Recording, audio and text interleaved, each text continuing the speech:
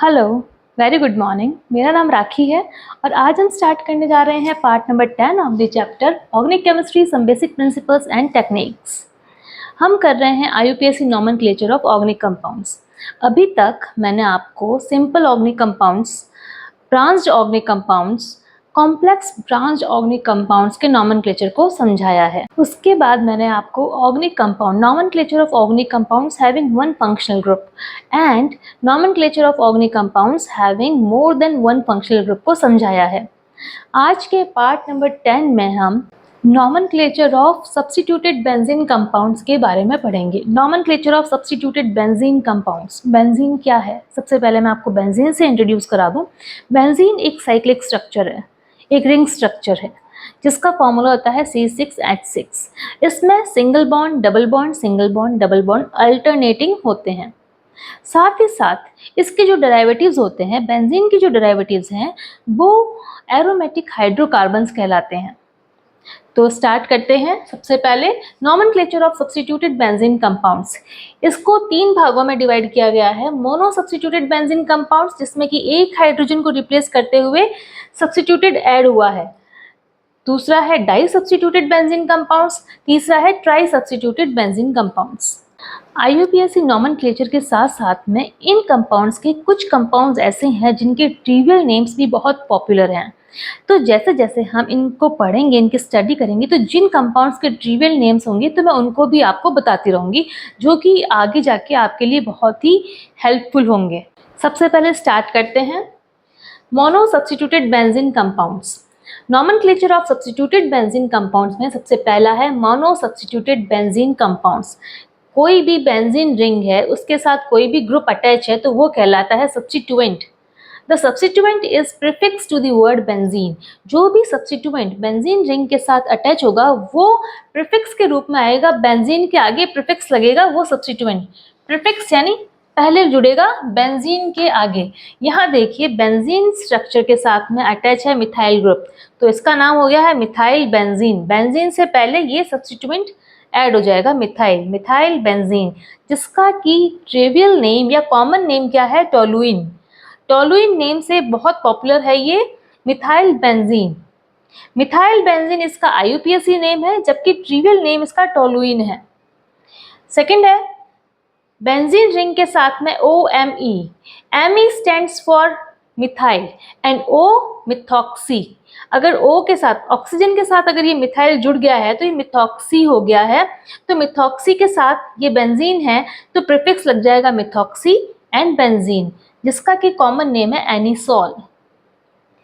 Next देखिए, benzene ring के साथ में NH2 एमिनो ग्रुप अटैच है, तो एमिनो बेंजीन, जो कि एनिलीन, इसका कॉमन नेम है। लास्ट है इसमें रिंग स्ट्रक्चर, बेंजीन के साथ में OH हाइड्रोक्सी ग्रुप अटैच है, तो ये हो जाएगा हाइड्रोक्सी बेंजीन, जिसका कि कॉमन नेम है फिनॉल। बहुत ही पॉपुलर नेम्स हैं ये, phenol, aniline, anisole and toluene. बहुत बार ऑब्जेक्टिव टाइप क्वेश्चंस में ये आ जाते हैं कि कॉमन नेम दे दिया जाता है कि ये टोलुइन एक कॉमन नेम है, इसका IUPAC नेम बताइए।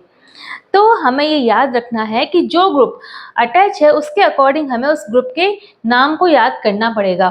टोलुइन के साथ में मिथाइल ग्रुप अटैच है, एनिसोल के साथ में मिथॉक्सी ग्रुप अटैच है, जबकि एनिलीन के साथ में एमिनो ग्रुप अटैच है और फिनॉल में हाइड्रोक्सी ग्रुप अटैच है।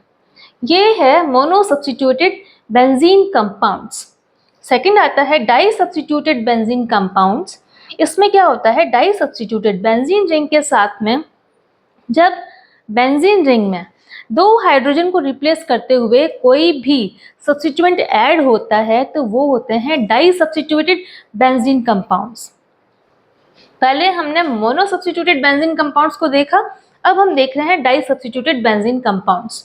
डाई सब्स्टिट्यूटेड में देखिए कौन कौन सी पोजीशन हो सकती है, 1, 2।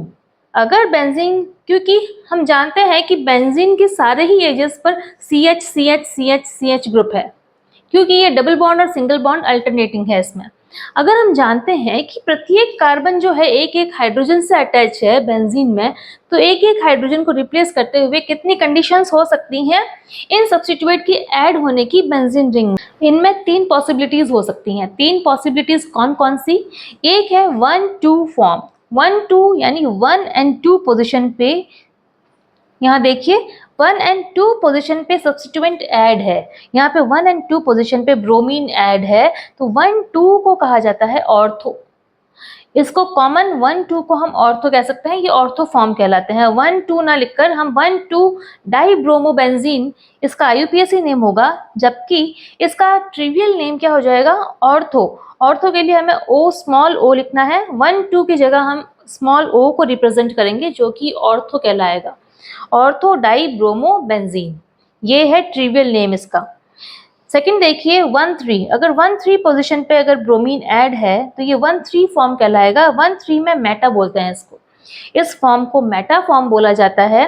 तो हमें अगर इसका आईयूपीएसी नेम देखा जाए तो इसका आईयूपीएसी नेम होगा 1-3, क्योंकि 1 एंड 3 नंबर पोजीशन पे ब्रोमीन ऐड है, तो ब्रोमो कहाँ कहाँ है? डाइब्रोमो, 1-3 डाइब्रोमोबेंजीन, ये इसका आईयूपीएसी नेम होगा। जबकि इसका ट्रिवियल नेम हो जाएगा मेटा। मेटा के लिए स्मॉल एम से इसको रिप्रेजेंट किया जाता है, एम यानी मेटा डाइब्रोमोबेंजीन। मेटा का मतलब ये अंडरस्टूड सी बात है कि 1-3 पोजीशन है तो ये मेटा है, ऑर्थो है तो 1-2 पोजीशन है। ओके, नेक्स्ट आता है 1-4 फॉर्म। 1-4 पैरा कहलाता है, 1-4 इज पैरा फॉर्म।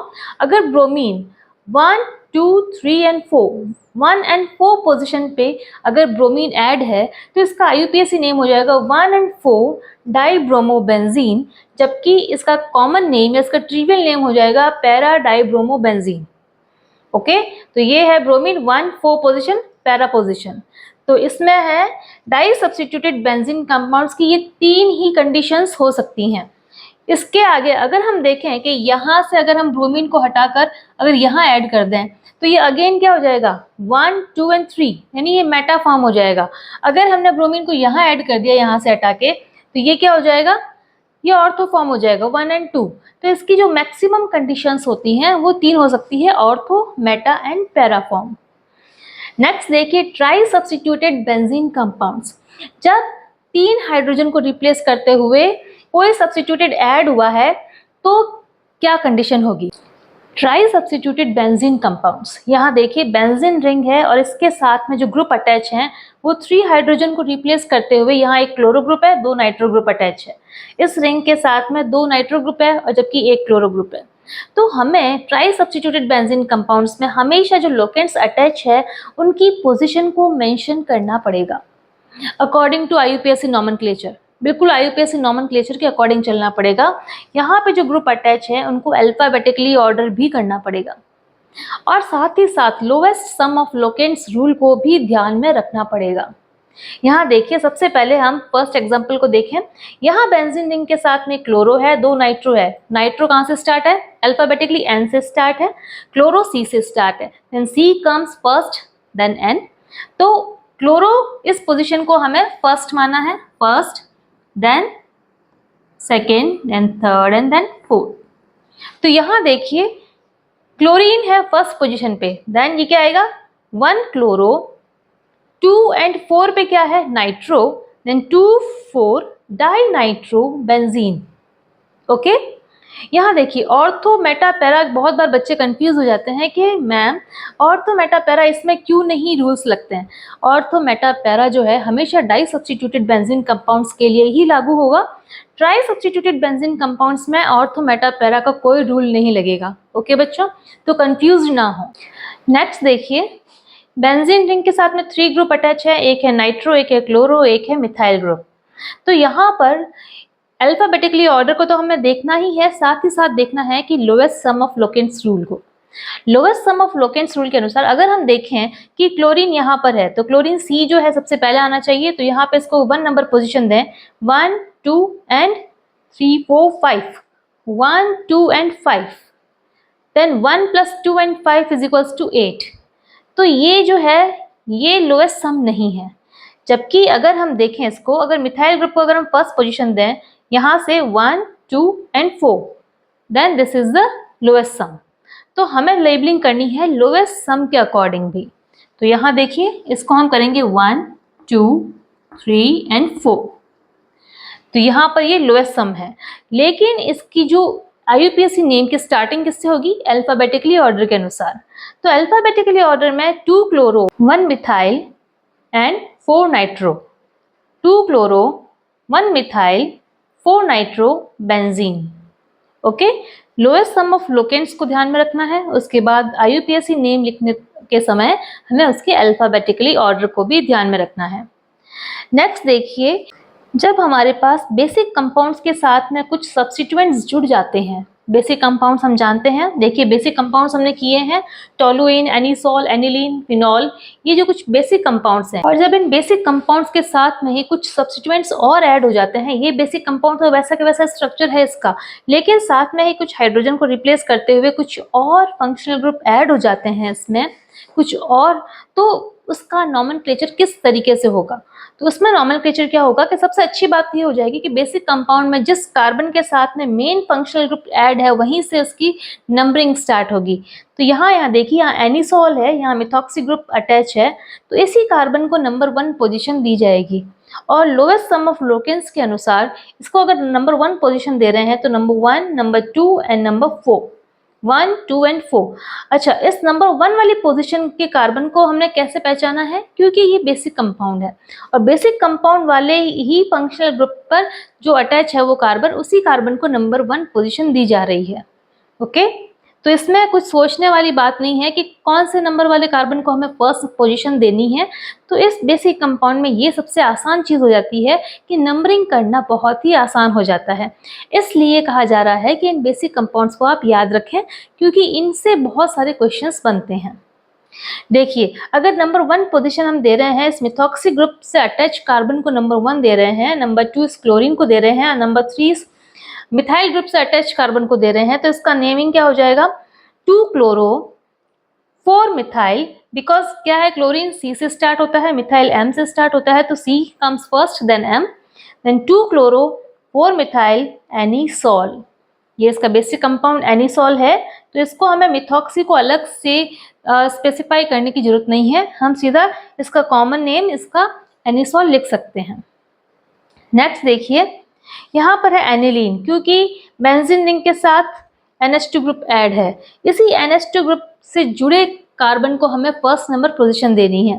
तो यहाँ हमने फर्स्ट पोजीशन दी, सेकंड इस मिथाइल ग्रुप को, एंड फोर्थ आगे आइए इथाइल ग्रुप। यहाँ देखिए मिथाइल और इथाइल, मिथाइल M से स्टार्ट है और इथाइल E से स्टार्ट है, E comes first then M, then क्या हो जाएगा इसका IUPAC name? 4 ethyl 2 methyl aniline. ये बेसिक जो है एनिलीन है, इसलिए एनिलीन लिख देंगे। और सबसे पहले क्या आया? 4 ethyl, because alphabetically E comes first, 4 ethyl 2 methyl aniline. Next देखिए, इसमें है, ये है फिनॉल, फिनॉल के साथ में 2 मिथाइल ग्रुप अटैच हैं। कौन कौन से पोजीशन पे? फिनॉल जिस हाइड्रोक्सी जिस कार्बन से अटैच है वो फर्स्ट नंबर पोजीशन है, first, second, third and fourth. Third and fourth position पे क्या है? मिथाइल ग्रुप अटैच है, दोनों ही मिथाइल है, तो डाइमिथाइल, 3, 4 डाइमिथाइल। और इसका जो बेसिक जो कंपाउंड है वो क्या है? फिनॉल है, 3, 4 डाइमिथाइल फिनॉल। तो ये हो गया इसका नॉमेनक्लेचर। तो आज हमने कंप्लीट किया है nomenclature of substituted benzene compounds. IUPAC nomenclature को हमने कंप्लीट किया है, और IUPAC नॉमेनक्लेचर में हम जितनी प्रैक्टिस करेंगे, जितने प्रॉब्लम सॉल्व करेंगे, उतना ही ये इजी होता जाएगा। तो आई विश बच्चों आप और प्रैक्टिस करेंगे और अच्छे से IUPAC नॉमेनक्लेचर को अच्छे से समझेंगे। अगर आपको ये वीडियो हेल्पफुल लगा है तो प्लीज़ इसे लाइक करें, शेयर करें, सब्सक्राइब करें मेरे चैनल को। Thank you for watching. Thank you.